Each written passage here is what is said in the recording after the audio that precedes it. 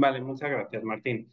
Pues el moderador de este panel número 3, que hemos dicho que se llamaba Impacto Ambiental y Social de la Transición Energética, es Martín Obaya, que pertenece a CONICET UNSAM, es de Argentina, investigador del Consejo Nacional de Investigaciones Científicas y Técnicas CONICET y vicedirector del Centro de Investigaciones para la Transformación de la Escuela de Economía y Negocios de la Universidad de San Martín. En lo relativo a la parte educativa, es licenciado en Económicas por la Universidad de Buenos Aires, con maestría en Relaciones Internacionales la Universidad de Bolonia, si lo digo bien, Italia. En 2014 obtuvo su doctorado en Monash University de Australia. Sus proyectos de investigación actuales se focalizan en el estudio de la gobernanza y los procesos de aprendizaje tecnológicos en el sector de los recursos naturales, principalmente el litio. Así que Martín, muchas gracias. Tienes la palabra. Bueno, muchísimas gracias, José. Agradezco a la OEI y a José que ha participado activamente en la organización de este evento por la posibilidad de moderar este panel. Y voy a ser muy breve porque estamos un poco cortos de tiempo y tenemos también una panelista. Tenemos muchos panelistas, muchos en el auditorio que están en Europa y se está haciendo un poco tarde. Y también tenemos una panelista que está saliendo para el aeropuerto. Así que eh, quiero nada más, antes de ya de entrar de lleno en el panel, decir que en este panel también han participado activamente en su organización Emilio Santiago Muiño, que mañana va a estar presentando las conclusiones del CSIC, y Ana Mellado y Maite Irazábal de LifeWatch. Y les pediría, Ana y Maite están en este momento como en bambalinas, y Maite va a estar tomando las preguntas, así que si por favor tienen preguntas, les voy a pedir que se las manden, si puede ser, a Maite por privado, y si las ponen en el panel general, en el chat general, después se las hacemos llegar a Maite. Eh, quiero... eh, A ver si puedo pasar, perdón. Ahí está. Este panel es sobre, va a retomar algunos de los puntos del panel anterior. Como dijo José, se focaliza en el impacto social y ambiental de la transición energética. Y me parece que quizás va a tomar, mientras que los desafíos más de naturaleza económica y tecnológica son, por así decir, tienen mejor prensa.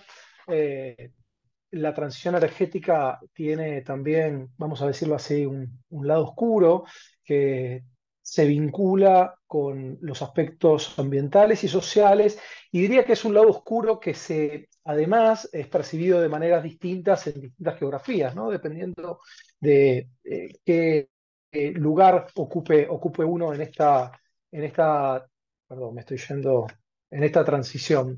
Eh, entonces, esperen que no sé cómo retomar esto. Ahí está.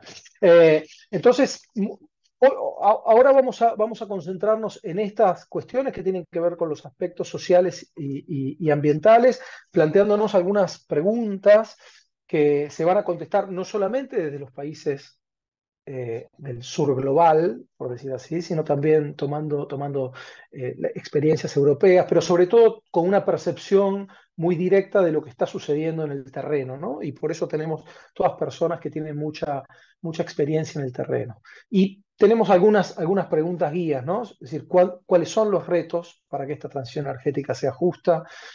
¿Cómo se manifiestan estos impactos sociales y ambientales, especialmente en las comunidades de las regiones en donde se produce la actividad, por ejemplo, minera, productora de estas materias primas que vienen a alimentar a las tecnologías limpias? Algo de esto se habló en el panel anterior. Eh, ¿Qué estrategias podemos adoptar en distintos niveles de gobierno, local, nacional, supranacional, para abordar estos desafíos? Y en particular un punto que me interesa también destacar por la naturaleza un poco del proyecto de Energy Trans, que es cómo pensar en este escenario la cooperación birregional entre Europa y América Latina. Vamos a tener tres presentaciones de unos 15 minutos. En esto voy a tratar, me voy a poner la gorra del policía malo y voy a ser un poco estricto en esto, justamente por lo que señalaba antes respecto a los tiempos. Tenemos un panel de lujo con, en primer lugar, va a hacer su presentación Carlos Monge, que es antropólogo de la Pontificia Universidad Católica de Perú y doctor en Historia Latinoamericana por la Universidad de Miami. Es investigador asociado del Centro de Estudios de Promoción del Desarrollo, integrante del Consejo Directivo del Seminario Permanente de Investigación Agraria, presidente de la Junta de la Coalición Global Publish What We Pay y consultor. Y él trabaja temas de población rural, gobierno de los territorios, las industrias extractivas, calentamiento global y la transición energética. Carlos va a hacer primero su presentación, después va a venir Melissa, que como les anticipé está saliendo para el aeropuerto, así que no sé si va a llegar a la ronda de preguntas. Ella es licenciada en antropología por la Universidad Nacional de Salta, en Argentina, estudiante de doctorado por la Universidad de Buenos Aires y actualmente es becaria doctoral del CONICET y del INENCO, que es el Instituto de Investigaciones en Energía No Convencional, que está en la provincia de Salta. Y ella trabaja sobre todo temas vinculados a la justicia energética y la ecología política de la minería de litio en el norte de la Argentina. Y finalmente, vamos a tener la presentación de Eloy Sanz, de la presidencia del gobierno, es doctor en ingeniería química, profesor titular de la Universidad Rey Juan Carlos, y su investigación se centra fundamentalmente en almacenamiento de energía solar térmica, tecnologías de captura, almacenamiento de CO2, con más de 30 artículos publicados, varios premios de investigación, y actualmente es subdirector de políticas medioambientales en el gabinete de la presidencia del gobierno español. Así que sin más demora, le doy la palabra entonces a Carlos con sus 15 minutos y adelante, Carlos, el piso es tuyo. Buenos días, gracias por la invitación. Martín, tú vas pasando la presentación, ¿no? Claro, sí. Sí, sí, Bueno, voy el tema pasando que me ha yo. tocado, sí, sí, el tema que me ha tocado es el de los impactos ambientales y sociales de la transición energética. Después Melissa hará una presentación más específica, aterrizada en experiencias concretas. Lo mío es una visión más general. Si vamos a la siguiente, por favor.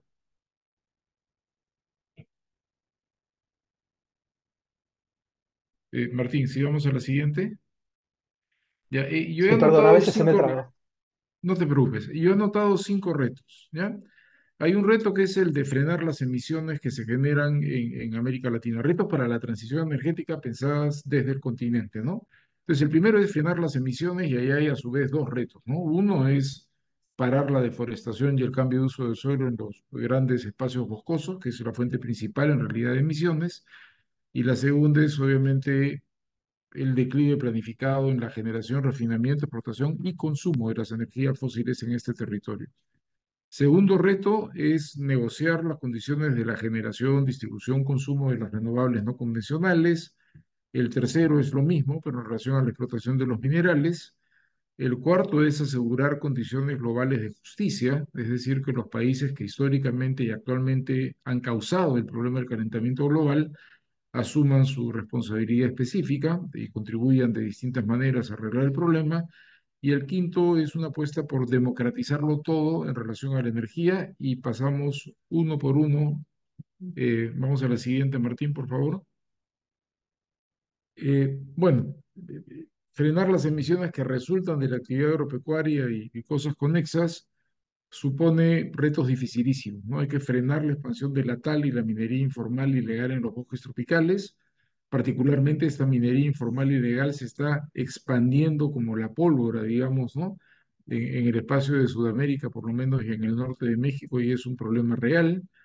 Hay que frenar también la expansión de la agricultura migratoria, la ganadería y las plantaciones agroindustriales porque deforestan vías de comunicación que generan procesos migratorios que terminan ocupando el espacio y contribuyendo a la deforestación. Y esto se puede hacer, entre otras cosas, expandiendo y protegiendo los territorios indígenas, que son los mejores guardianes del bosque porque lo usan de manera sostenible, y las áreas naturales protegidas. La siguiente, por favor. En ese mismo campo de frenar las emisiones que salen de la región, hay que implementar el declive planificado de la generación, refinamiento, exportación, consumo de energías fósiles. Hablamos del carbón, petróleo y gas. Y aquí hay que frenar las nuevas inversiones, habría que poner una moratoria, no más inversiones en estas energías, en estos territorios, pero esto no se puede lograr si es que no viene acompañado de dos estrategias.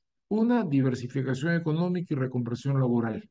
Hay que ofrecerle opciones a las personas, a las familias, a las empresas que en el proceso directo mismo y en las cadenas de valor del carbón, el petróleo y el gas dependen de esta actividad. Es una condición básica para que la transición sea justa. Y lo segundo es implementar reformas tributarias y reformas fiscales, porque hay que compensar, digamos, las rentas que se van a perder si es que se frena, ¿no? La explotación de las energías fósiles, que para algunos países son la fuente fundamental de ingresos fiscales y entonces les resulta muy difícil dejar esas rentas si es que no hay reformas tributarias y reformas fiscales que generen otras rentas y que las distribuyan adecuadamente en el territorio. Entonces, ese es el primer reto, cómo dejar de contribuir al calentamiento global. Lo segundo es cómo negociar las condiciones para el ingreso de las renovables, ¿no?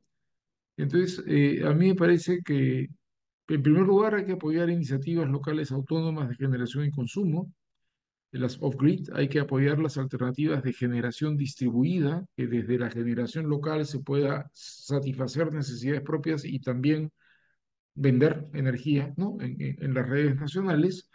Me parece que las inversiones corporativas en las energías renovables deben someterse a los mismos mínimos de gobernanza y estándares sociales y ambientales que cualquier otra inversión mediana o grande en estos territorios, es decir, pasar por procesos de consulta previa, libre e informada y someterse a los más altos estándares sociales y ambientales. No por ser renovables deben tener carta libre para ingresar a estos territorios en cualquier condición y circunstancia, en demasiados casos replicando los problemas de mala gobernanza de la minería y de los hidrocarburos en el ciclo anterior. Ese es el segundo reto. El tercero, Martín, si pasamos, es obviamente negociar las condiciones de la explotación de ahí me faltó una S, de los minerales necesarios para la transición, ¿no? Nuevamente, los territorios en el sur global y en América Latina no pueden ser considerados zonas de sacrificio en aras de la transición energética mundial, ¿no? Entonces hay que definir áreas de exclusión por consideraciones económicas, ambientales y sociales. Hay que implementar procesos de consulta previa libre e informada. Hay que exigir los más altos estándares ambientales, ¿no? Nuevamente, no se puede rebajar estándares, no se puede ir una carrera hacia el fondo en términos de la calidad de la gobernanza de la minería, con el argumento de que estos minerales son absolutamente necesarios para la transición energética global. Insisto en el concepto, los territorios y las poblaciones de los territorios ricos en estos recursos, como el cobre o el litio o el aluminio o el cobalto, no pueden ser consideradas zonas de sacrificio en aras de una transición mundial. Un punto adicional en este tema, perdón, en el tema 3 todavía, es que mucho de la demanda es estimada sin ningún cuestionamiento de los patrones de consumo energéticos y generales del norte global. Y sabemos que esos patrones de consumo son absolutamente insostenibles. Entonces, para bajar la presión sobre nuestros territorios, tiene que haber estrategias de moderación del consumo, de decrecimiento, reformas tributarias verdes que castiguen, digamos, no solamente los mayores ingresos, sino la mayor huella energética, digamos, de los distintos sectores sociales en los países del norte global. Ahora sí, en el punto 4 hay que asegurar un tema básico de justicia a nivel global, ¿no? Y esto supone que los países y los sectores sociales que históricamente y actualmente han generado el calentamiento global asuman su responsabilidad, ¿no? En el marco de responsabilidades compartidas, pero claramente diferenciadas, ¿no? Entonces, lo primero que tienen que hacer es liderar el declive planificado de la explotación de recursos fósiles en sus territorios. No es moralmente ni políticamente aceptable que países del norte que siguen explotando hidrocarburos, siguen explorando, siguen dando concesiones, siguen incrementando, prediquen hacia el sur global la necesidad de dejar estos recursos bajo tierra. Tienen que liderar en ese terreno. Debieran implementar estrategias de crecimiento económico para disminuir las emisiones que se generan en sus territorios y para bajar la presión sobre las energías y los minerales del sur global. Y deben proveer el financiamiento necesario para la adaptación de las poblaciones más impactadas por el calentamiento global. Recordemos que los compromisos de financiamiento verde no se han cumplido aún y ya tienen más de 10 años ahí aprobados, y deben obviamente también contribuir a la mitigación de la generación y el consumo de energías fósiles, ¿no? Ahora se ha creado un nuevo fondo de compensación por los daños causados, ¿no?, por los eventos climáticos extremos, y eso está bien. Ojalá esta vez se cumplan con los compromisos que se han asumido, porque los anteriores no han terminado de cumplirse, ¿no? Y sobre eso se puede abundar. La mayor parte del dinero que está llegando es en forma de préstamo, no es en forma de donación. Entonces está generando un ciclo de nuevo endeudamiento en los países del sur global, ¿no? Bajo el argumento de te estoy ayudando financieramente para la mitigación y la adaptación a un problema que yo he causado desde el norte. En fin, el reto quinto es el de la democratización de la energía, ¿no? Entonces, hay que democratizar primero el acceso a la energía. Para muchos territorios y muchas poblaciones en el sur global, el problema no es transitar de una matriz energética a otra. El problema es recién acceder a energía. Entonces, ahí hay un primer tema de aproximación. Entonces, hay que superar la pobreza energética y hay que superar la desigualdad energética, y la transición debe apostar a eso, ¿no? Luego hay que democratizar las decisiones relativas a la transición energética. Hasta ahora las decisiones vienen siendo tomadas en grandes foros internacionales y en los países, en negociaciones entre gobiernos y empresas medianas y grandes que invierten en estas nuevas energías, ¿no? Pero no hay una real participación ciudadana en ese proceso de toma de decisiones, ¿no? De manera más amplia hay que democratizar el sistema energético. Hay una matriz, sí, pero en torno a esa matriz hay un juego de relaciones sociales y políticas que son relaciones de poder entre gobiernos, corporaciones, consumidores y poblaciones en los territorios ricos y recursos. Y hay profundas asimetrías de poder en esas relaciones que hay que superar, ¿no es cierto? Y en el camino se deben atacar también asimetrías de poder entre géneros, grupos étnicos y clases en torno al sistema energético. Superar todo esto es lo que nosotros llamamos desde el activismo de la sociedad civil en el sur global una transición energética justa, popular, feminista y comunitaria, ¿no? Finalmente, para terminar, si pasas a la siguiente, por favor, este, ¿cómo puede Europa apoyar el dar respuestas adecuadas a los retos planteados, ¿no? Entonces, me parece, uno, que deben tomar el liderazgo, dejando sus recursos fósiles bajo tierra y contribuyendo efectivamente, haciendo el aporte financiero debido a los fondos estos que se han creado para adaptación, mitigación y para compensación de daños, ¿no?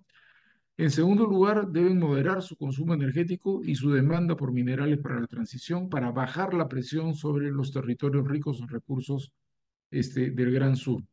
En tercer lugar, debieran suspender toda nueva inversión en exploración, explotación, refinamiento y consumo de energías fósiles, incluyendo el carbón, petróleo y gas, porque hay empresas de matriz europea que siguen invirtiendo en estos recursos, y lo mismo desde los sistemas financieros, ¿no? Debe frenarse el financiamiento a las empresas que están operando en estos terrenos, ¿no? Luego se puede brindar asistencia técnica, y esto sería muy importante, a los gobiernos de la región en una serie de terrenos, ¿no? Yo he mencionado algunos ahí: reformas normativas y protocolos relativos a los estándares y los instrumentos ambientales. Yo acabo de ver temas en Argentina, ¿no es cierto? Tienes de repente en un salar, que es un ecosistema cerrado, no solamente uno, dos, tres, cuatro, 12, 14 proyectos de inversión en extracción de litio. Tiene que hacerse evaluación ambiental estratégica para ver los impactos acumulativos de una cantidad de proyectos. Eso requiere desarrollo de capacidades en las propias autoridades provinciales, ¿no? Para poder exigir y para poder evaluar ese tipo de impacto ambiental, ¿no? Hay un conjunto cosas que se pueden hacer para mejorar en ese terreno y eso se puede dar asistencia técnica. Lo mismo en relación a las normativas y protocolos relativos a la consulta previa libre, informada y otros mecanismos de participación.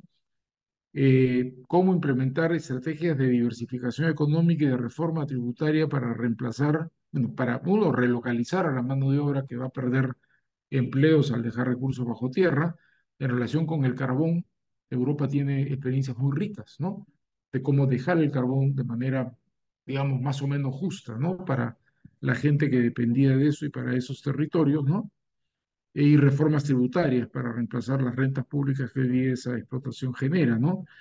Y me parece que se requiere apoyo también para aumentar la transparencia y la rendición de cuentas mediante, por ejemplo, el fortalecimiento de procesos EITI nacionales y subnacionales, incluyendo en esos procesos todo lo que tiene que ver no solamente con la explotación de minerales críticos, sino todo lo que tiene que ver con la inversión en energías renovables, que debiera ser tan transparente y tan accountable, para usar ese término, como cualquier otra inversión en recursos naturales, ¿no?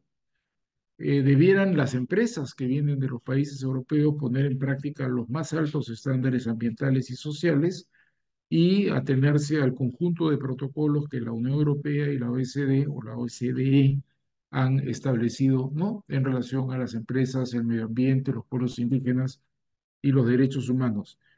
Y finalmente debieran reorientar sus inversiones hacia energías renovables no convencionales por empresas europeas o nacionales, pero también apoyar financieramente las energías renovables no convencionales comunitarias o de generación distribuida que se pueden hacer desde y con las poblaciones en los territorios. Y obviamente hay unos cuellos de botella terribles en términos de la infraestructura de almacenamiento, y distribución o transmisión de energías renovables no convencionales, que creo que es un terreno en el cual el financiamiento y las empresas europeas podrían intervenir para ayudarnos a avanzar en nuestra propia transición. Disculpen la velocidad, sabía que estábamos atados con el tiempo y he tratado de mantenerme dentro del tiempo asignado. Les agradezco la atención, espero que esto sirva para el debate. Gracias. Muy bien, Carlos. Doble agradecimiento porque efectivamente el timing ha sido espectacular y además porque trajiste un montón de temas que teníamos ahí como bajo la alfombra y que estoy seguro que muy provocadores también para la parte del debate y también para seguir pensando en estos 2 días.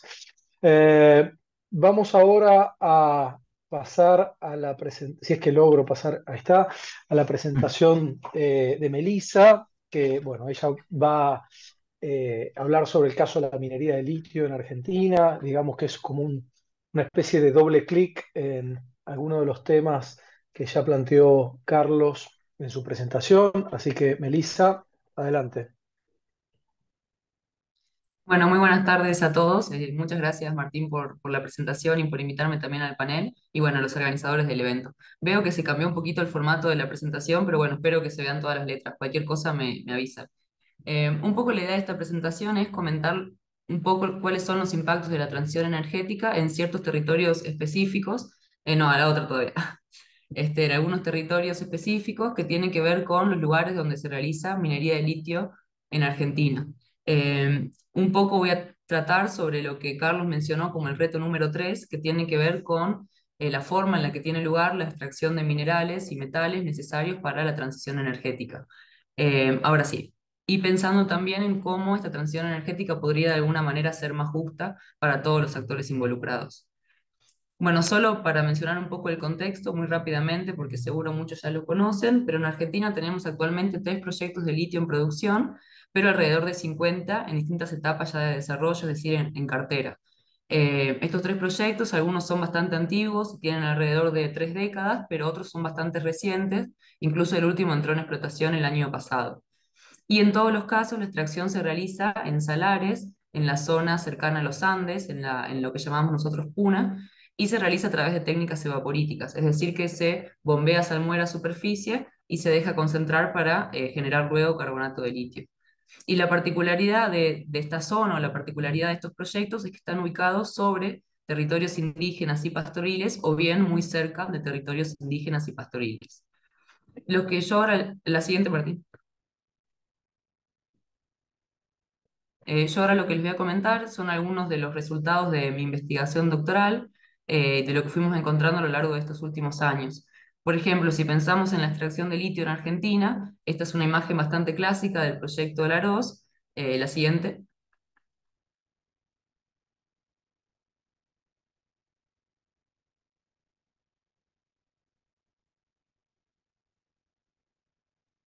¿Lo Pero pasó? bueno, estos territorios también, sí, ahí pasó.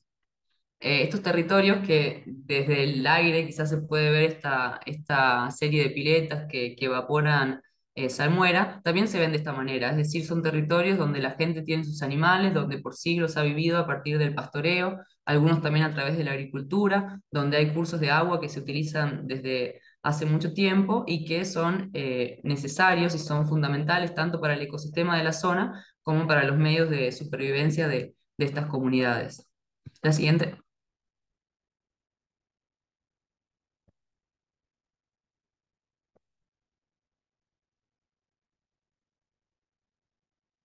Ahí está. Y bueno, ahora un poco les voy a comentar acerca de nuestros resultados del trabajo de campo. Desde 2019 a 2023 realizamos trabajo de campo en comunidades afectadas que viven muy cerca o en el área de influencia de proyectos mineros de litio y nos focalizamos en dos casos de estudio que son en donde están ubicados los proyectos que tienen más trayectorias en Argentina, en la provincia de Jujuy y en la provincia de Catamarca. Y lo que hicimos en este trabajo es relevar cuáles eran las quejas de la gente de la zona acerca de la minería de litio y cuáles eran también sus demandas. Ahora sí, la siguiente. Entonces, lo que yo ahora les voy a comentar es básicamente aquellos impactos o aquellas cuestiones que la gente de la zona percibe como injusto en un contexto de transición energética. Y entre eso lo que encontramos son muchísimas quejas porque en la zona hay un acceso muy limitado a derechos y a servicios básicos. Por ejemplo, en la foto que vemos acá se ve cómo hay algunos paneles solares que brindan electricidad a una escuela porque hay comunidades que no tienen energía eléctrica durante las 24 horas. Entonces la única forma de garantizar energía eléctrica es a través de paneles solares, pero que no alcanza para abastecer a toda una comunidad, sino a un edificio en particular. Es decir, que hay comunidades muy cerca de los salares que no tienen acceso a energía eléctrica durante todo el día, que utilizan leña para calefaccionar sus hogares porque son áreas muy frías durante todo el año en las noches, pero también en invierno las temperaturas son muy bajas. Tampoco hay acceso al gas natural. El acceso a la educación y a la salud pública son bastante limitados también. Y lo que vemos también es una falta bastante grande de infraestructura, en términos, por ejemplo, de caminos que generalmente no están pavimentados y que con el acceso o el transporte de camiones y de maquinaria pesada hacia los proyectos de litio, los caminos se van empeorando, haciendo que en las épocas de lluvia, que suele ser el verano en la región, sean intransitables. Y aparte de este acceso muy limitado a algunos servicios básicos, también se ha empezado a ver cierta degradación ambiental vinculada a la minería de litio. En Catamarca hubo un caso bastante paradigmático que fue la afectación de una vega, que es un humedal local, porque se había construido un acueducto para la minera. Eso generó cierta tensión y cierto conflicto en la zona. Pero lo interesante de eso es que ya están habiendo algunos impactos ambientales y que la gente está bastante preocupada en la zona, sobre todo por el tema del uso del agua, que ellos utilizan tanto para consumo propio como también para la subsistencia de sus animales. Entonces la cuestión del agua entra entre estos retos o entre estos desafíos a la hora de pensar en la minería de litio en estos territorios. Ahora sí, la siguiente. Entre otros de los impactos, otras de las quejas de la gente de la zona, es que la gente del lugar generalmente trabaja en condiciones bastante precarias porque en los proyectos mineros de litio, porque no tienen la formación necesaria o porque por cuestiones de discriminación son relegados a las tareas más básicas. Generalmente no están contratados por las empresas matrices, sino más bien por contratistas o empresas terciarizadas y eso hace que sus condiciones de trabajo no sean las mismas que en la empresa matriz en muchos casos. También hay una queja recurrente que es que mucha gente de otros lugares llega a trabajar a los proyectos de litio y ellos no pueden acceder a estos trabajos. También hay una cuestión bastante mencionada, que es la distribución desigual de los ingresos o de la renta generada a través de la minería de litio, y esto está vinculado quizás al marco normativo en Argentina, en la provincia queda un techo del 3% de lo que se produce o del valor de boca de mina, del mineral o del metal extraído, y se distribuye en toda la provincia en la que se extrae. Y la queja de las comunidades locales es que muy poco porcentaje de esas regalías, de esos ingresos, son los que llegan efectivamente a la región y que no alcanza para cambiar sustancialmente sus condiciones de vida. Y otro tema que, bueno, también lo mencionaba bastante Carlos y que lo estamos viendo en el caso del litio, es la desigualdad de género, porque ahora muchos varones están empleados en estas empresas contratistas y son las mujeres quienes que se quedan quizás en el pueblo, trabajando, no solo haciendo los quehaceres domésticos, sino también ocupándose del campo, de los niños, y comienza a verse una desigualdad entre el varón que quizás accede a trabajar en alguna empresa contratista y las mujeres que tienen que quedarse en sus tareas cotidianas sumadas a las que ahora el varón ya no puede realizar en la familia. La siguiente. Otra de las cuestiones que vemos también en cuanto a impactos es la participación en la toma de decisiones. Y lo que hemos visto es que hay muchos límites a la participación local. Si bien en Argentina tenemos regulaciones que indican que tanto a la sociedad civil como sobre todo a las comunidades indígenas y a las comunidades afectadas se les debe consultar a través de una consulta previa, libre e informada, en los casos que hemos estudiado, estas consultas o estos procesos participativos, que en algunos casos se han denominado, no cumplieron las reglas o no cumplieron las leyes establecidas para este tipo de procesos. En algunos casos se dieron procesos de audiencias públicas que no son vinculantes, en los que la gente pudo participar, asistir, pero que no pudo de alguna manera tener una influencia en la toma de decisiones. Siguiente.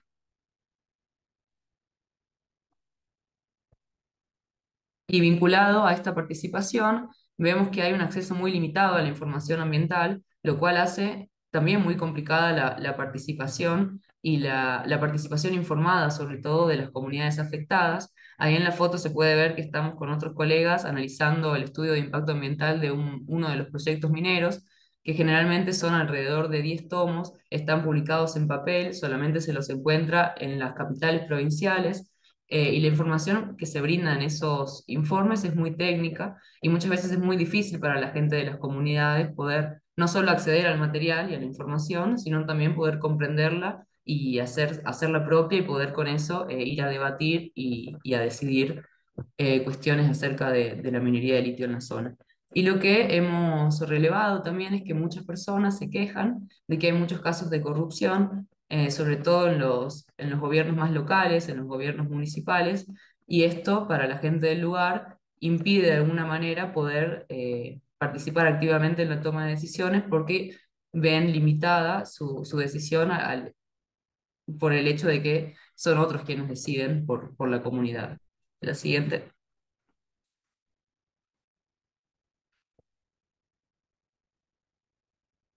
Bueno, y estas cuestiones de distribución, de las condiciones de vida de la gente de la zona y también de la falta de participación, genera que la gente del lugar siente que hay una falta de reconocimiento de alguna manera de sus proyectos de vida, de la forma en la que ellos quisieran vivir en esos territorios, que en muchos casos contempla la minería de litio como una expectativa laboral o como una forma de diversificar ingresos, pero que al no poder participar entienden que no se reconoce su cultura y sus decisiones como algo importante a la hora de ser tenido en cuenta. La siguiente.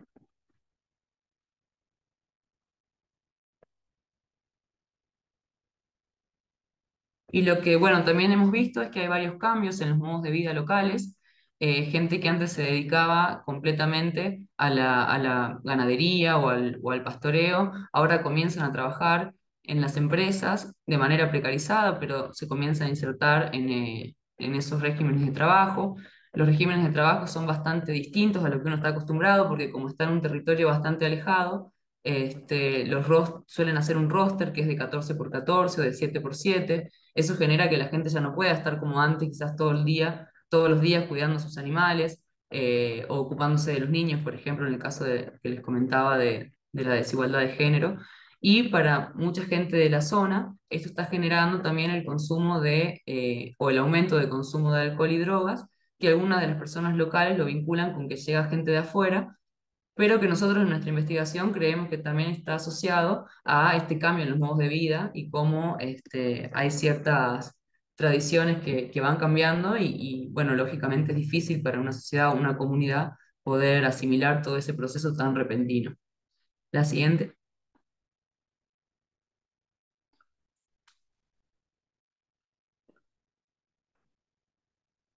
Entonces, un poco la idea de la presentación es que cuando pensamos en transición energética o en electromovilidad, en el caso de que pensemos en batería de litio, se nos viene a la cabeza una imagen parecida a esta. Vehículos eléctricos conectados a un cargador, pensando ya en un futuro de carbono cero, pero si pasamos a la siguiente.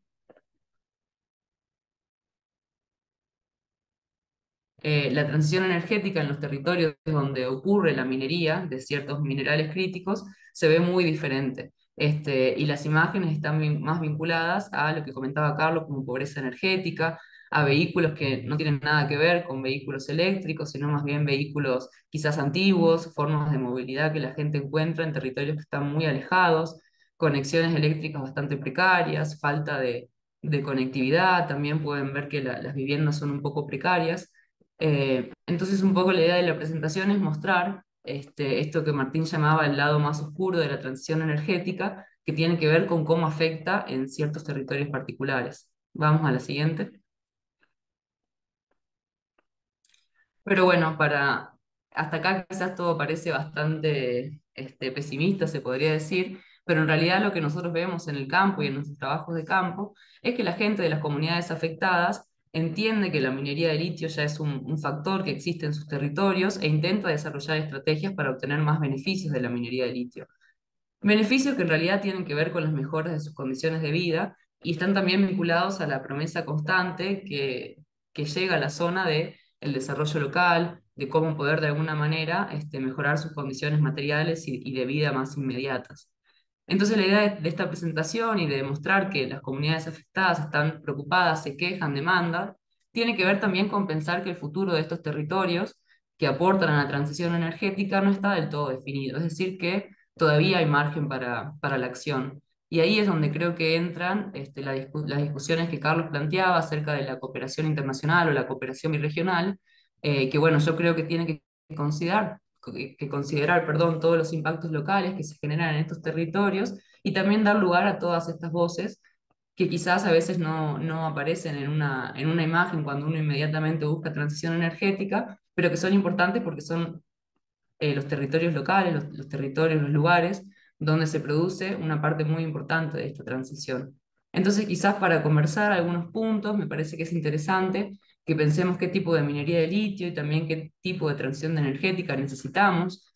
Quizás pensar esto que también comentaba Carlos, no solo avanzar hacia un futuro post-carbono, sino también pensar en el acceso a la energía, que en muchos casos no está garantizado. También pensar qué tipo de minería de litio quisieran o esperan las comunidades que están afectadas por esta minería, darles lugar de poder decidir, debatir, y también pensar quién debe decidir acerca del futuro de la minería de litio y también del futuro de estos lugares que, que muchas veces parecen no estar del todo en las discusiones. Así que bueno, yo cierro ahí con estas preguntas y bueno, me quedo disponible a preguntas y bueno, tenemos algunos textos publicados sobre el tema, así que si quieren en algún momento los podemos compartir. Muchas gracias. Muchas gracias, gracias Melissa. Bueno, la verdad que está muy buena cómo enganchan las dos presentaciones, porque de alguna manera es muy lindo cómo la fotografía, las imágenes te ayudan a poner un poco en carne viva estas tensiones y poner lo, la dimensión local en el centro de estas tensiones que son propias de la transición energética. Así que ahora vamos a tener una voz que llega desde el otro lado del continente, Eloy Sanz. eh, Ahí no te veo, pero te doy la palabra y tenés en este caso, si tenés una presentación, sí te voy a pedir que la compartas vos, porque no la tengo yo acá. Creo que tenés los permisos para hacerlo.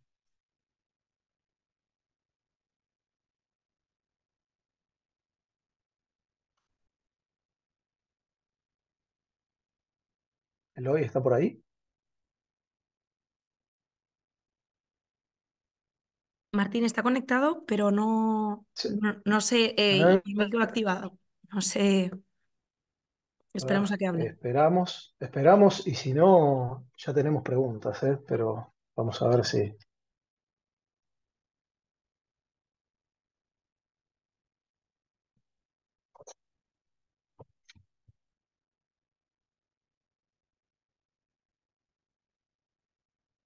Ahí está Eloy, está levantando la mano.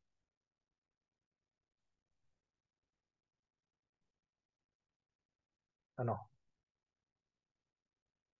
Bueno, entonces me voy a tomar el atributo de la moderación, hacer un poco de tiempo y entonces puedo hacer ya la primera pregunta. De hecho, por ahí logramos tener a Melissa acá antes de que se vaya al aeropuerto y puede contestarla. Tengo una pregunta que dice, y también para Carlos, por supuesto, cuando uno piensa en democracia, siempre se habla del interés de la mayoría. ¿Cómo encaja este concepto con el desarrollo de energías renovables en las zonas poco pobladas, donde muchas veces la población local no quiere, pero son una minoría? Es decir, ¿cómo evaluar el derecho de algunos o de la mayoría en el contexto de estas tensiones planteadas por la transición energética? Digamos, interpreto que esto pone de manifiesto esta idea de que estamos hablando de comunidades que son relativamente pequeñas y que potencialmente los beneficios de estas actividades pueden beneficiar digamos, a mucha más gente, a mayorías. Entonces, ¿cómo entran en tensión estas escalas de poblaciones en relación con el concepto de democracia? No sé si Carlos y Melissa, como, como, si querés, Carlos, adelante. ¿Quieres? Voy a Martín. Bueno, a mí me parece que, digamos, no entiendo que hay un rechazo per se. Entiendo que por lo menos en América Latina, que es lo que conozco, no voy a hablar de otras regiones del mundo, han habido ciertamente conflictos, confrontaciones y rechazo de poblaciones indígenas locales a inversiones en energías renovables en sus territorios. No creo que sea un rechazo per se a la energía renovable, es un rechazo a la manera como se hacen esas inversiones, ¿no? El gobierno organiza una licitación, entrega una concesión a alguna corporación internacional, mediana o grande, esta se aparece en el territorio igual que se aparecía antes un empresario minero o un empresario petrolero, ¿no? Y la población siente pues que es un elefante que entra en una cristalería y se van a romper muchas cosas y rechaza. A mí me parece que ahí una estrategia para lograr un punto de acuerdo con esas poblaciones es lo de generación distribuida. O sea, si el gobierno de Colombia fuese donde el pueblo guayú en La Guajira y le dijese tienes este enorme potencial, reconocemos que tú tienes mando, ¿no es cierto?, y derecho previo sobre estos territorios y te proponemos un acuerdo en el cual, en primer lugar, tú vas a tener energía barata, vista, ¿no es cierto?, para ti, y además tú le vas a vender energía al sistema nacional. Y te vamos a ayudar con las inversiones y te vamos a dar asistencia técnica y vas a ser como socio protagonista de un proyecto. Yo creo que eso cambia completamente la ecuación.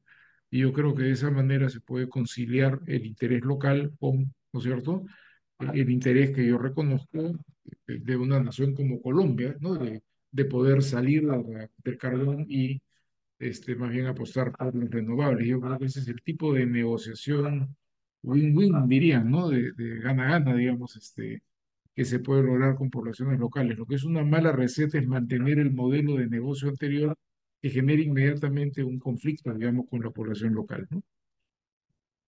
Gracias, Yo sí Carlos. puedo. Antes de darle a Melissa, veo que el hoy me dicen que ha tenido problemas de conexión. Ahora lo veo logueado con dos nombres distintos. No sé si ya tiene solucionado el problema. Mientras le voy dando a Melissa la palabra para que ganamos tiempo, para que conteste ella. Perfecto. Sí, en línea con lo que decía Carlos, nosotros también lo que vemos es que no es un rechazo per se a la minería. de litio en este caso. Si vemos en las quejas y demandas que yo comentaba, no son oposiciones abiertas a la minería de litio, sino a la forma que toma la minería de litio en particular y que tienen que ver con que pueda hacer la minería de litio más justa. Entonces creo que en cuestiones de democracia y de la posibilidad de las comunidades de decidir, me parece que está vinculado a que la minería de litio en este caso implica la extracción de un recurso que es no renovable. Entonces, cuando más democrática y más abierta sea la decisión que se toma, va a ser quizás un poco más justa, pensando no solo en incluir a territorios locales en la decisión, que son los más afectados, sino también a la sociedad civil, que se genere un debate muy abierto sobre el tema y que se ponga el eje quizás en la justicia y no tanto en la minería sí o no, porque después entre aceptar y rechazar minería en el medio hay muchísimas cosas, hay comunidades, hay estrategias, y creo que debería apuntar a esto, ¿no? A incorporar todas las voces de la decisión. Gracias, Melissa. Eloy, ahora sí te vemos. Esperamos poder Buenas, ¿y me escucharte. podéis oír también? Perfecto también. Vale, Perfecto. estupendo. Porque me he Bien, tenido que cambiar, estoy conectado ahora con el móvil, pero bueno, voy a intentar compartir la pantalla con el ordenador. perfecto. Eh, Ahí está, ahí vemos bien. vale, perfecto. Pues Perfecto. nada, ahí yo creo, sí, ya se está viendo bien, ahora se maximizará. Eh, Nada, lo que quería, lo primero, pues agradeceros la invitación a este foro. De momento he disfrutado un buen rato con este panel y con buena parte del anterior. Y siempre es bueno tener todas estas voces, ¿verdad? Que a veces pues no las tenemos tan en mente de una parte, de la otra, de este charco tan grande que nos separa. Pero bueno, como al final algunos de los problemas o algunos de los retos que se van comentando pues van encontrando algunos lugares comunes. Yo quería hablar sobre cómo garantizar la armonía entre energías renovables y territorio, como dice mi presentación, porque aunque ahora esté alquilado en la presidencia del gobierno, en políticas públicas, en concreto en políticas medioambientales, pues al final mi vocación y el sitio donde yo volveré es a la universidad, donde soy profesor y donde hace 2 años ahora, bueno, pues hicimos un informe precisamente para intentar poner un poco de luz sobre, ya no solo sobre las malas prácticas, que quizás es lo más habitual y lo que también más clics da y lo que más vende, sino al contrario, sobre las buenas prácticas. ¿Por qué? Porque partimos de una tecnología, las energías renovables en general, que podríamos considerar que son relativamente rápidas de implantación y relativamente novedosas. Tenemos algún ejemplo, como esta mina de carbón en Alemania, con esos aerogeneradores al fondo, donde lo pongo como ejemplo de decir, fijaos, ya están los aerogeneradores estropeando el paisaje, porque en España lo conocemos bien, en el resto de Europa también hemos tenido minas a cielo abierto, ante las que, bueno, pues por unas causas u otras, sobre todo costumbre, no había la protesta que ha podido haber recientemente, por ejemplo, con el tema de aerogeneradores o cualquier otra energía renovable. También es verdad que partimos de estrategias empresariales muy diferentes, en el que algunas han hecho cosas bien, pero otras han hecho cosas mal y precisamente, pues como decía antes, las prácticas más negativas abren más titulares, quedan más en el registro de la población y además predisponen. Esto es una de las regiones de las comunidades autónomas de España, es Aragón, y aquí se presentan los parques eólicos y fotovoltaicos en tramitación. Aquí viene otro de los problemas. De estos parques en tramitación posiblemente solo lleguen a instalarse un 20 o un 25%. Pero si nadie avisa a la gente de según qué zonas, por ejemplo, esta zona que podemos tener eh, por aquí con una gran concentración de proyectos eólicos, pues pueden pensarse que su entorno va a quedar completamente rodeado cuando no es cierto. Si la empresa lo hubiera hecho bien, pues hubieran tenido información de primera mano. Y también hay que recalcar que el sector primario, sea agricultura, sea ganadería o incluso ese sector terciario de turismo, no tiene por qué ser incompatible con las energías renovables. El suelo que se necesita, por ejemplo, para la fotovoltaica en España en 2030 equivale a este cuadradito. El total de cuadraditos sería toda la superficie de España, en este caso, permitidme que lo traiga al caso nacional, mientras que los cuadraditos verde oscuros son terrenos cultivados y los verde claro, tierra que se ha abandonado en los últimos años, con lo cual terreno hay más que de sobra, solo hace falta, bueno, pues hacer las cosas bien. En este proyecto, como decía antes, se querían identificar estos aspectos clave para protección de biodiversidad o equilibrio socioeconómico, localizando y estudiando casos reales de éxito y viendo qué fue lo que les llevó precisamente a esta situación de éxito. Llevamos a cabo consultas a organismos públicos, privados, es decir, a empresas, a ayuntamientos, a comunidades, a personas físicas, a algunas comunidades locales, a algunas agrupaciones y la experiencia previa del equipo para ir detectando casos. Tenemos estos casos seleccionados, como decíamos, de respecto a biodiversidad y a consideración de la población local. Solo que me gustaría decir que estas buenas prácticas, con las que voy a empezar ahora en parques solares, no quiere decir que sean ejemplos perfectos. Quiere decir que en algunos de ellos hubo cosas que nos parecieron idóneas, posiblemente otras no, y tenemos algún ejemplo también que lo mencionaré.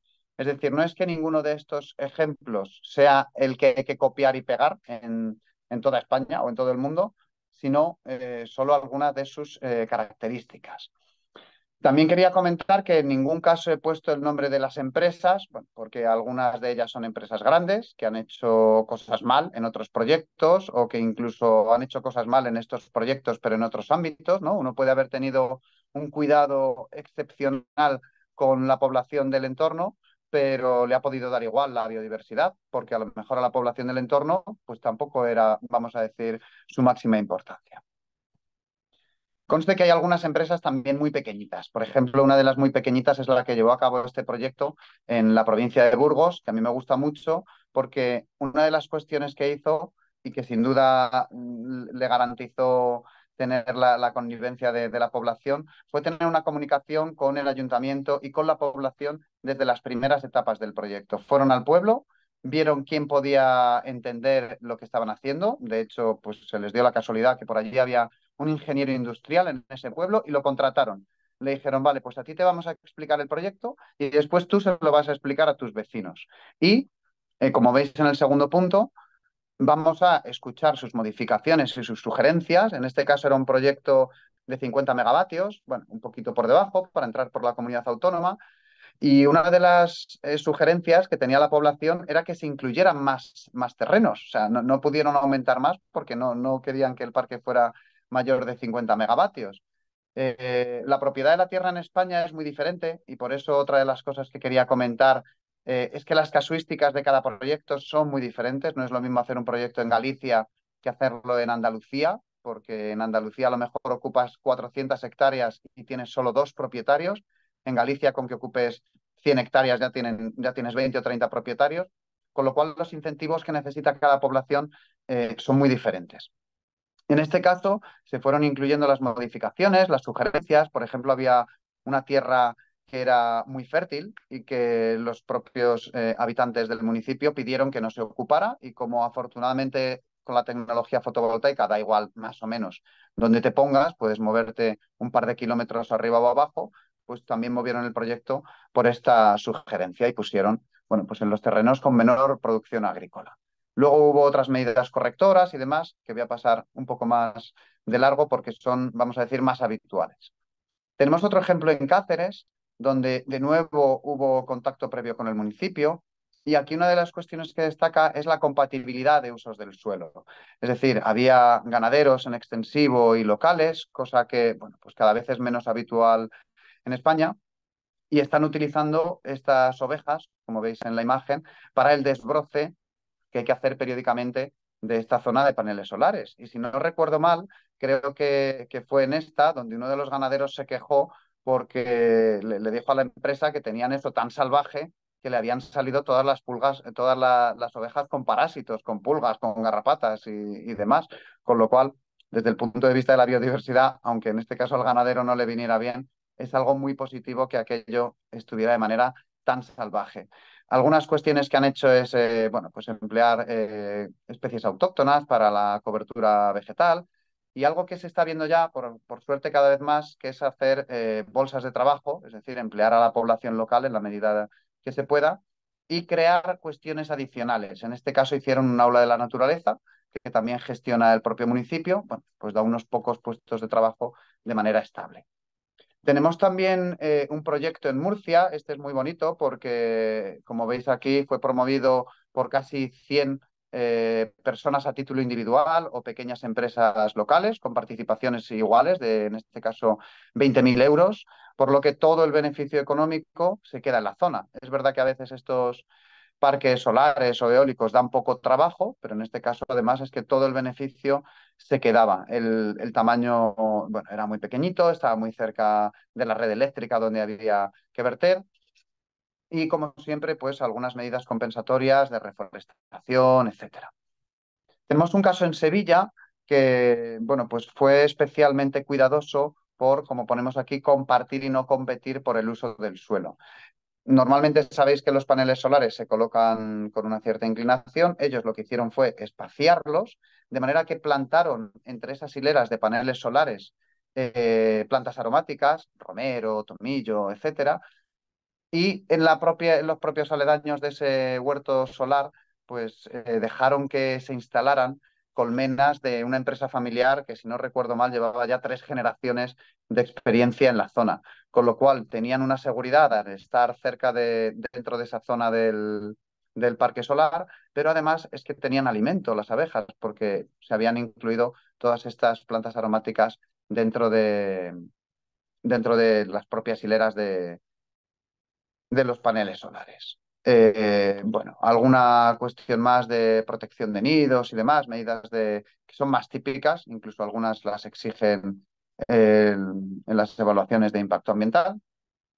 Y bueno, pues una innovación con startups locales que también promovieron desde esta empresa, junto, por supuesto, con el turismo agrícola, turismo en este caso apícola, para intentar atraer pues diferentes tipos de personas de todos los, por lo menos, lugares de Andalucía y de España. En Navarra, aquí lo que podemos sacar como una de las mejores conclusiones es que la selección del emplazamiento, en este caso para ellos era importante que el impacto visual fuera bajo. Bueno, pues había también algo de turismo rural, aunque la evidencia nos dice que no se ve perjudicado, pero bueno, ellos querían que este parque solar tuviera la menor visibilidad posible, por tanto eligieron una zona de valle, una zona que estaba más o menos honda. La visibilidad estaba bastante restringida y solo desde los caminos a los que se accedía a esa propia planta solar. Por lo tanto, bueno, pues parece que se cumplieron en este caso también algunas, por lo menos, de las demandas de la población. Respecto a los parques eólicos, bueno, pues antes de pasar a ellos, decir que normalmente suelen tener algo más de problemática, porque claro, cuando se hace una medición de recurso de viento y ese viento lo hay en una determinada zona, tú no puedes moverte 5 o 10 kilómetros, que sería lo que con un huerto solar se puede hacer con total facilidad, y no lo puedes hacer porque has perdido el recurso o a lo mejor incluso has perdido el estudio que tenías. Bueno, por supuesto, a 5 kilómetros ya no vale el estudio con detalle que se hizo. En este caso, tenemos uno de los primeros ejemplos, sería este de la provincia de Lugo, en Galicia. Y aquí digo proyecto con un inicio cuestionable porque este fue de los primeros proyectos que se hizo en España, es de los finales de los 90 y principios de la década de los 2000. Y de hecho es que este parque, yo en el informe, hablando con la ONG que nos lo encargó, con ECODES, estábamos dudando en algún momento si meterlo o no, porque este parque se hizo, bueno, pues no existía todavía la legislación ambiental que aplica actualmente, había un cierto caciquismo en la zona, con lo cual la empresa fue, o las empresas fueron de mano de aquellas personas que controlaban mucho, ya no tanto las tierras del lugar, sino las personas, y se hicieron compras de terrenos, cosa que ahora es muy poco habitual, porque se suelen hacer todo arrendamientos, alquileres. Se hicieron compras y de hecho esas compras se hicieron por valores muy debajo de los justos, se hicieron con amenazas de expropiación sin tener, por supuesto, ninguna seguridad en que se expropiara. Pero ¿qué ha ocurrido? Pues ha ocurrido que con el tiempo, estando ya esos aerogeneradores y habiéndose puesto, como digo, con un inicio, bueno, ya no cuestionable, sino abiertamente negativo, llegó un nuevo alcalde, llegó una nueva administración a este municipio, que casualmente ese alcalde me contaba a mí que él vio cómo a sus padres los amenazaban para que vendieran por 4 duros las tierras, y cómo él se propuso cuando llegó a la alcaldía que todos los beneficios que estaban generando esos aerogeneradores para el municipio revertieran de verdad en la población, revertieran con medidas de justicia social. Por ejemplo, tienen un bono para pagar directamente la factura de la luz en función de cuál es el consumo de cada hogar y de cada pequeña empresa que tienen en el, bueno, empresas menos, de cada hogar, y en función de la renta de cada hogar, pues le dan un bono que se está sufragando con los ingresos de estos aerogeneradores. También han mejorado infraestructuras. Había partes de este municipio que todavía hace 1 o 2 décadas no tenían agua potable, por ejemplo, y gracias a estos ingresos se le pudieron llevar. De hecho, tienen ayudas a la natalidad, tienen, como pone aquí, mejoras de prestaciones sociales, todo cuestiones que ha podido hacer el municipio con esos ingresos por aerogeneradores que con la anterior corporación, bueno, pues yo personalmente no sé dónde iban, tampoco tuve ocasión de hablar con ellos, pero desde luego a todas estas cuestiones no iban. Por tanto, este es un buen ejemplo de cómo algunos proyectos pueden empezar mal, pero se pueden reconvertir en cierta medida a ser algo más positivos. Tenemos otro ejemplo en Albacete. Como veis en la imagen de la derecha, los aerogeneradores están muy integrados en el pueblo. Si no recuerdo mal, estaban a 1,5 kilómetros. Y desde luego en este pueblo, en Higueruela, los tienen con mucho cariño. También es de los primeros parques eólicos que se hicieron en España.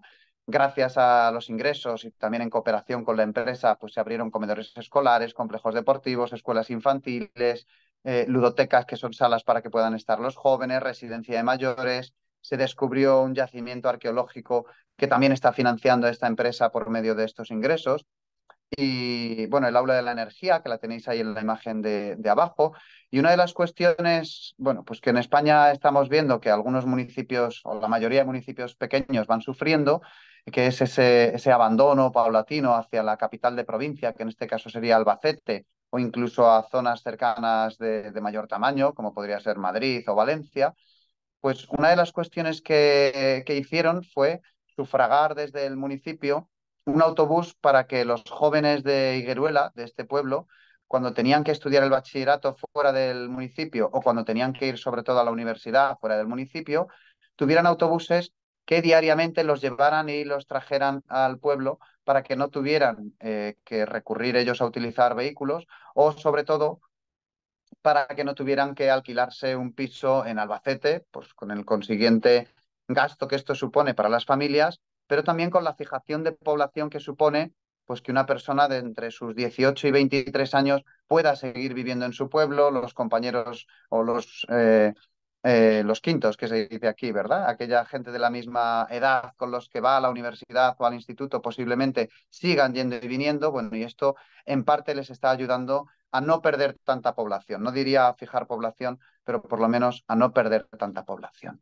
En Tarifa, en Cádiz, vemos una imagen que también sería la de arriba, uno de los primeros parques eólicos. Aquí lo que se estudió fue lo que se denomina la repotenciación, es decir, quitar aerogeneradores de los pequeños para poner aerogeneradores más grandes. En concreto, se redujo de 90 a 12 el número de aerogeneradores, con lo cual el impacto, bueno, pues de entrada el visual es mucho menor porque se ha reducido por cada 8 aerogeneradores que se quita, se pone uno, eso sí, es bastante más alto. Y una de las cuestiones que tienen también interesante, porque Tarifa es una zona muy ventosa, está en la zona sur de España y es una franja que utilizan mucho las aves como migración. Y aquí es que tienen una vigilancia ambiental diaria. Directamente hay un señor con una seta que cuando ve bandadas de pájaros, sobre todo en en las épocas de mayor frecuencia de migración, pues separa el parque eólico, se permite que pasen esas aves y luego se vuelve a retomar su funcionamiento. En Navarra tenemos aquí estos aerogeneradores. Aquí destaca, por ejemplo, la integración ambiental que hicieron, porque, como veis, la parte inferior de estos aerogeneradores estaba pintada con tonalidades similares al terreno. Y puede resultar curioso que esto que vemos aquí a la izquierda, que parece una construcción, bueno, pues rural, que pudiera llevar ahí casi un siglo, eso es la subestación eléctrica. Ahí es donde se hace, bueno, pues el enganche a la red, la subida a alta tensión, y es que aquí mantienen un antiguo horno y lo que querían era, bueno, pues esa integración paisajística ideal en la que ni siquiera parezca que hay una subestación eléctrica ahí. Si alguna vez habéis visto una, no tiene nada que ver con esto. En este caso, en Navarra, bueno, pues volvemos a tener unas medidas muy interesantes de conservación de avifauna, principalmente, y de quirópteros, de murciélagos, porque tienen vigilancia ambiental continua y parada de aerogeneradores en caso de riesgo de colisión. También tenemos, bueno, una parte de mantenimiento de infraestructuras, un parque experimental que se asoció a este parque eólico, donde se está haciendo investigación en tecnologías de almacenamiento de energía en baterías. Y, por supuesto, pues se ha intentado que los puestos de trabajo sean principalmente de la zona. Podríamos llegar a un catálogo de buenas prácticas que no voy a parar a leer porque es bastante grande, pero sí tiene unos grandes bloques. Tenemos que hacer una integración socioeconómica, es decir, la empresa tiene que preocuparse por ver cuál es la realidad de la población donde está aterrizando, donde quiere aplicar su parque eólico, su parque solar, etcétera. Tiene que hacerse una selección del emplazamiento desde el principio, teniendo en cuenta las zonas, por supuesto, de alto valor natural, también los puntos de conexión, que tristemente son los que priman la selección de las zonas, por lo tanto, tendrían que ser bueno, pues simplemente una variable a tener en cuenta, pero no la única. Y tener también bueno, pues una priorización en caso de ocupar suelo agrícola, aquel de menor producción. Las actuaciones previas, pues por supuesto, estudios de impacto ambiental detallados y de calidad. Hay a veces que estos son simplemente copia-pegas. Implicar a la población en todo punto, desde el emplazamiento, estas actuaciones previas, por supuesto también en la construcción. En la fase de generación eléctrica, tener en cuenta que no van a ser 20 o 30 años en los que la empresa ya no tiene que hacer nada, porque ya hizo, ¿no? Instaló todo lo que tenía que instalar, sino que puede todavía hacer buenas prácticas, como promover agricultura sostenible, arrendar terrenos adicionales, que se ha hecho en alguno de estos ejemplos, o bien para espaciar las instalaciones, o bien para compensar, ¿no? Pagar a agricultores por dejar terrenos en barbecho, para que puedan, sobre todo estas especies que tenemos esteparias de aves en España, para que puedan tener zonas de anidamiento que posiblemente se hayan perdido, y también una educación ambiental y una formación energética para la población. Hay alguna cuestión que se hace en España, algunas comunidades ya la marcan como obligatoria, como en Baleares o en Navarra, que sería la de tener que repartir participaciones en forma de bonos a la población local o a la población de la provincia. Es decir, que también puedan participar, aunque sea una obra grande, de millones de euros, que no se puede hacer frente, ni siquiera frente a todo un municipio, a los habitantes de todo un municipio. Bueno, pues es obligatorio por lo menos que la empresa lo ofrezca. Y también es interesante decir que desde el Ministerio de Transición Ecológica, las subastas que se están haciendo para la selección de emplazamientos, las primeras subastas solo tuvieron en cuenta el precio y básicamente, bueno, pues la empresa que más barato ofertaba o más barato decía que iba a ofertar posteriormente la energía, ya que había una compra directa de esa energía, era a quien se le concedían estas licencias de explotación. Ahora, en las siguientes subastas, por lo que se comenta, van a entrar también criterios sociales y criterios ambientales, no solo económicos. Es decir, las empresas van a tener que decir qué es lo que están proponiendo para la integración de la población y para el respeto de la biodiversidad en esos proyectos que ni siquiera han empezado, que están todavía sobre el papel. Y nada, con esto, pues acabar dando gracias a ECODES, que es la ONG que financió esta investigación con ayuda del Ministerio, bueno, a la Embajada Británica porque ayudó con su traducción y, por supuesto, a todos vosotros, que he visto que había casi 100 personas conectadas aquí en esta organización. Muchas gracias. Gracias, Eloy, gracias por traer estas experiencias tan interesantes. Como estamos súper pasados de tiempo, yo les voy a dar una pregunta a cada uno para que contesten muy brevemente, para poder tener un espacio de intercambio. Y después ya pasamos, le doy la palabra a José para que vaya al cierre. Eh, a Carlos, me interesaría si podrías contar muy brevemente cómo ves, en qué medida pueden contribuir y cuáles son las limitaciones de los estándares que están viniendo, estándares ambientales y sociales que están viniendo desde los países, digamos, para resumir, del norte global o de organismos internacionales y que están siendo incorporados en América Latina, por ejemplo, en las actividades, por ejemplo, en la minería, ¿no? La OCDE es muy activa, o incluso iniciativas privadas o multi-stakeholder tipo IRMA. ¿En qué pueden contribuir y cuáles son las limitaciones? Para Melissa, Melissa, vos que trabajás con distintas comunidades en distintos territorios, supongo que ves diferencias en las prácticas, en algunos lugares las experiencias son menos negativas, hay algunas experiencias locales que pueden ser frutos de, digamos, puede ser un aprendizaje para otras.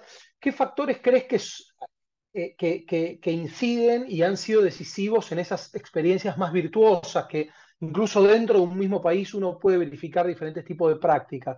Incide el rol de los gobiernos, depende de las empresas, depende de las características de las comunidades, un poco de todo eso. Y finalmente para Eloy,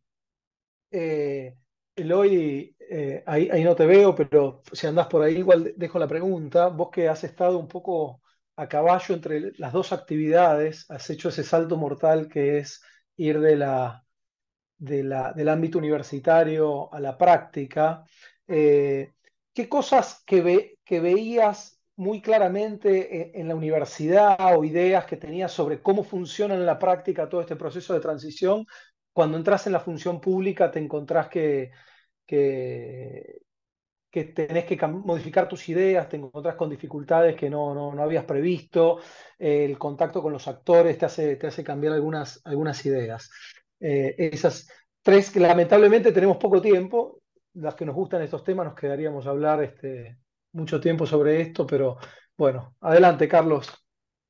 Martín, ¿puedo largar yo? Porque me tengo que ir volando. Estoy pasada Sí, 10 minutos. Perdón, sí, no tenemos Dale, dale, el dale. teléfono del comandante, si no hablábamos, pero dale, perdón, adelante. y les pido disculpas a Carlos y a Eloy que no voy a poder escuchar sus respuestas, pero bueno, estamos en contacto y después podemos seguir charlando.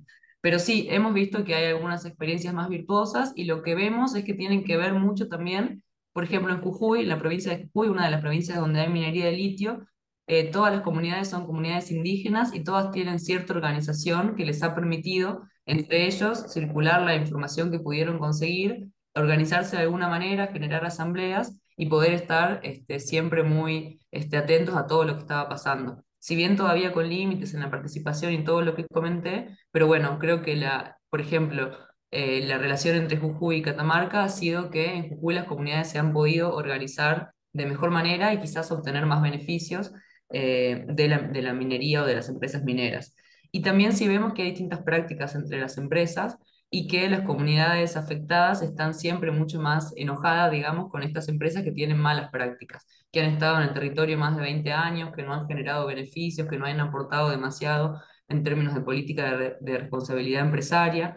Entonces nosotros vemos de alguna manera que muchas quejas de estas comunidades están dirigidas al Estado, pero muchas otras también a las empresas, a cómo las empresas se han vinculado con ellas. Y esto que Eloy decía, de que es bueno siempre que las empresas apenas llegan al territorio y comiencen a dialogar con la gente, también lo hemos visto. Aquellas empresas que comenzaron a trabajar con las comunidades desde el primer momento en que llegaron al lugar, ha dado muchas mejores prácticas que en otros casos donde la empresa se insertó y después intentó, muy tarde quizás, tener estas relaciones con las comunidades. Y también vemos que todavía hay límites en cuanto a lo que a las relaciones entre las comunidades afectadas y el Estado, y vemos que quizás hay un desplazamiento de los pedidos que en otros tiempos se hubieran hecho al Estado, ahora se los hacen a las empresas mineras, que tampoco es el rol que debería en sí cumplir la empresa minera, pero bueno, está ese desplazamiento.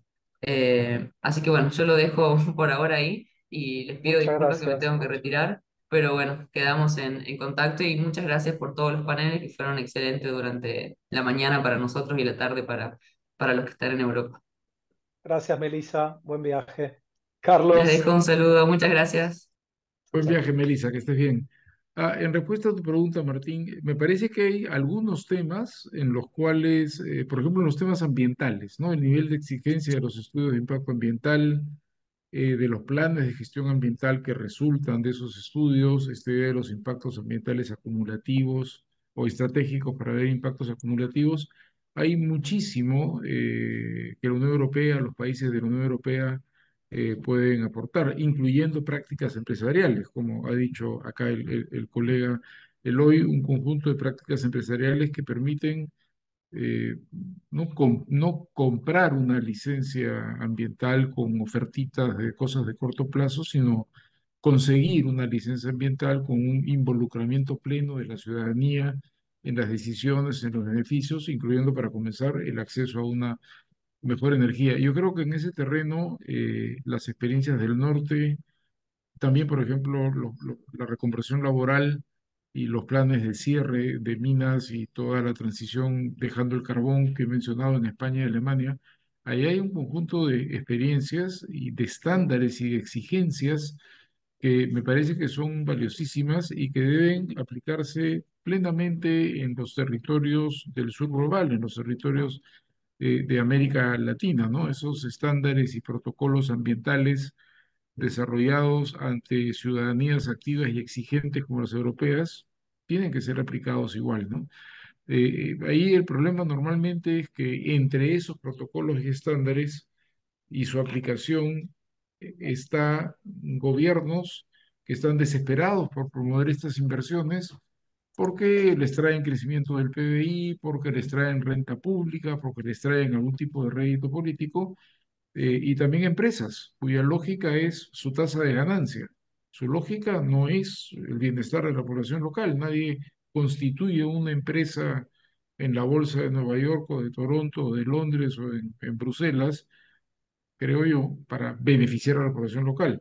La consiguen para hacer un negocio, y en este caso, la explotación de litio o la inversión en algún proyecto de energía renovable. Entonces, muchas veces el afán gubernamental y el afán empresarial se colocan en el medio entre los estándares y protocolos altos y, ¿no es cierto?, y las poblaciones locales, y se genera esto que en inglés se llama el implementation gap, ¿no? La distancia entre la norma, el protocolo, el debe ser y lo que realmente ocurre en el territorio.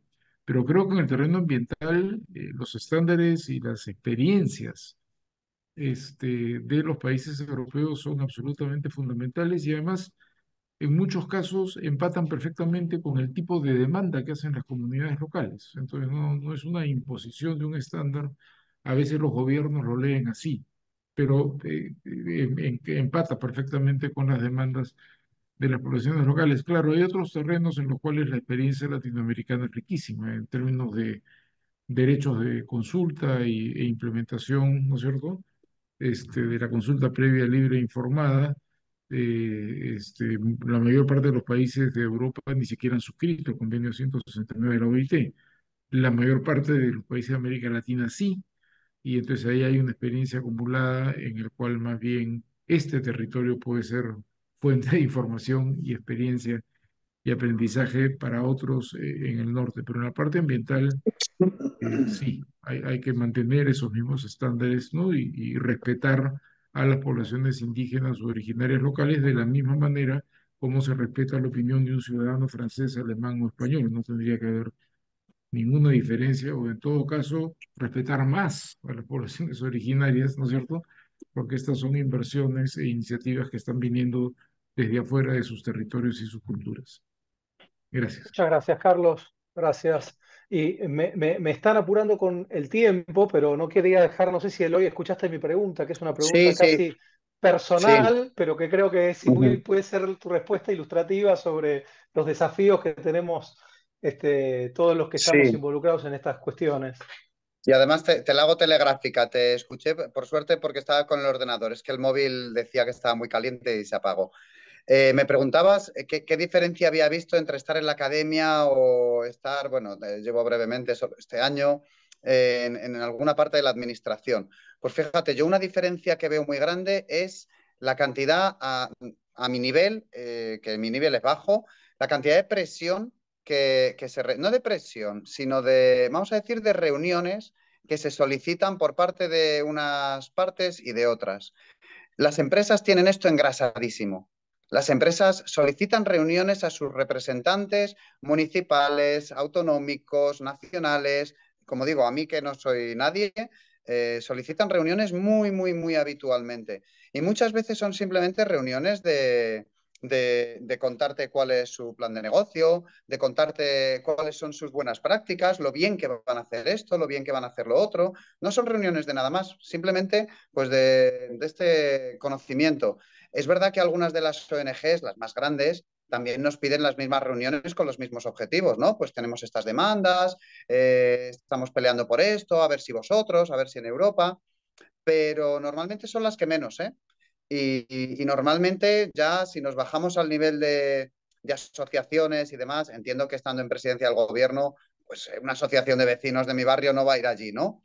Pero a veces me pregunto si lo hacemos en los canales que sí que debemos, porque esto no asegura nada, pero por lo menos asegura que se oiga una voz y un run run.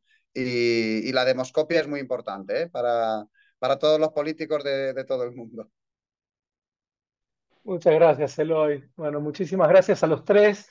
La verdad que todos creo que nos quedamos con ganas de seguir, pero esas ganas seguramente se ven atenuadas en Europa porque ya es la hora de comer, es tarde, o de dormir, no sé.